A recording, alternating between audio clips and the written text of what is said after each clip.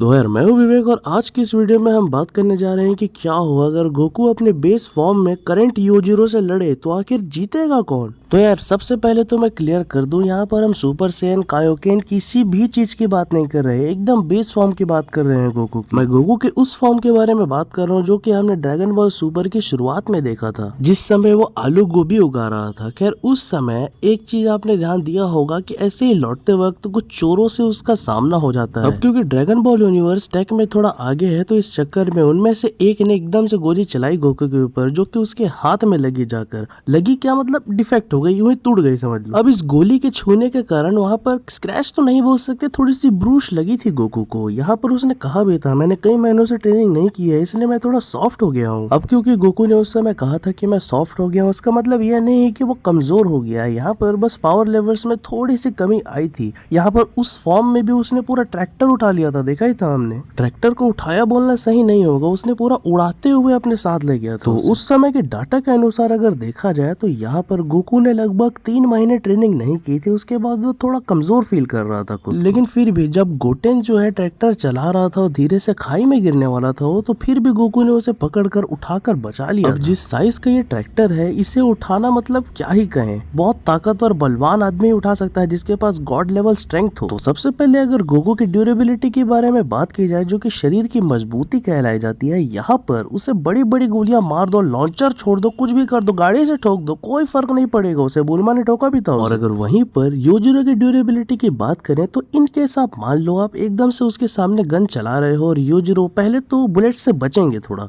वो ज्यादा से ज्यादा ना लगे ऐसा ही कोशिश करेंगे। लेकिन मान लेते हैं आपके पास एक अच्छी वाली मैग्नम राइफल है और आपका निशाना भी अच्छा है और आप योजिरो को एक दो गोली अगर मार भी देते हैं उनके चाहने पर, तो उन्हें कुछ खास फर्क नहीं पड़ेगा। खास फर्क नहीं पड़ेगा इसका मतलब यह नहीं है कि उन्हें भी गोकू जैसे ब्रूशेस आएंगे छिल जाएगा वो जगह, ऐसा नहीं है भाई, गोलियां फाड़ के घुस जाएंगी। आप खुद सोचो अगर योजिरो के पेट पे आप बड़ा भर 3-4 गोलियां मार देते हो अपने अच्छे वाले राइफल से, तो यहाँ पर वो गोलियां बिल्कुल धस जाएंगी उनके मसल्स पे, लेकिन वो गोलियां वहीं रुक जाएंगी भले ही आपने पास से क्यों ना शूट की हो। योजिरो के मसल्स इतने स्ट्रॉन्ग है, इतने ड्यूरेबल है कि अगर आप लगातार उसमें गोलियां मार भी देते हो तो उसकी गोलियां ज्यादा अंदर तक नहीं धसेंगी, यहाँ पर उसके मसल्स उनकी स्पीड को बहुत कम कर देंगे। लेकिन इतना साफ है इतनी गोलियां खाने के बाद कुछ इंच का गड्ढा जरूर हो जाएगा और खून बहना जरूर शुरू हो जाएगा योजिरो। यहाँ पर मान लो अगर योजिरो और गोकू के एकदम ग्राउंडेड लेवल पर फाइट हो जाए तो यहाँ पर सबसे पहले तो गोकू ना ही कायोकेन यूज कर सकता है और ना ही अपना कोई दूसरा की वगैरह, यहाँ पर की अटैक्स उसे करने ही नहीं होंगे,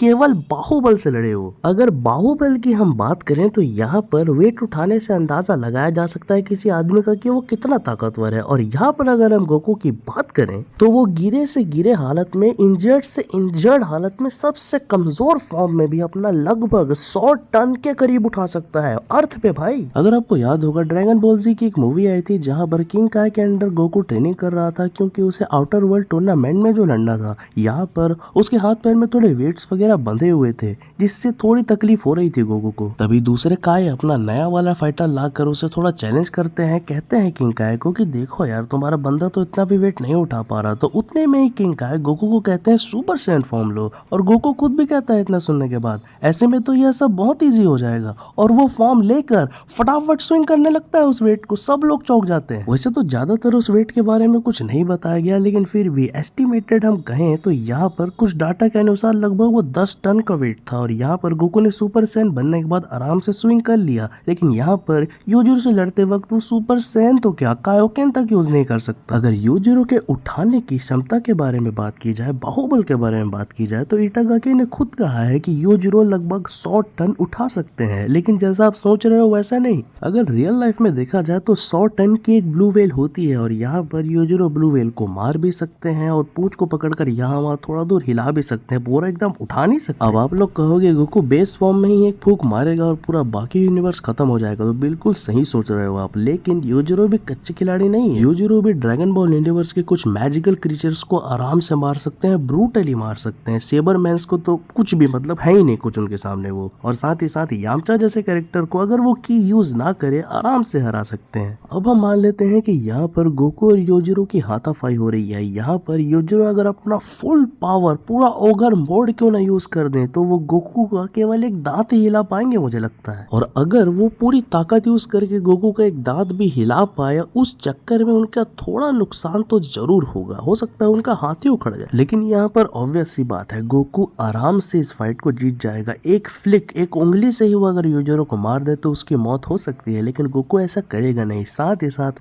जो ताकत यूजरो ने लगाई होगी गोकू के ऊपर दांत हिलाने में, वो थोड़ी तारीफ तो जरूर करेगा यार यूजरो की। वैसे यूजरो और गोकू के बीच कभी डेथ मैच हो ही नहीं सकता, क्योंकि सभी को मालूम है कौन हारेगा। तो इस चक्कर में एक फ्रेंडली मैच हम बोल सकते हैं, जिसमें गोकू थोड़ी तारीफ भी कर देगा यूजरो की। खैर, इस बारे में आपके क्या विचार हैं कमेंट में बताना बिल्कुल भी ना भूलना। साथ ही साथ वीडियो को लाइक और चैनल को सब्सक्राइब भी कर देना ऐसे और वीडियोस के लिए। फिलहाल love you all, I am out.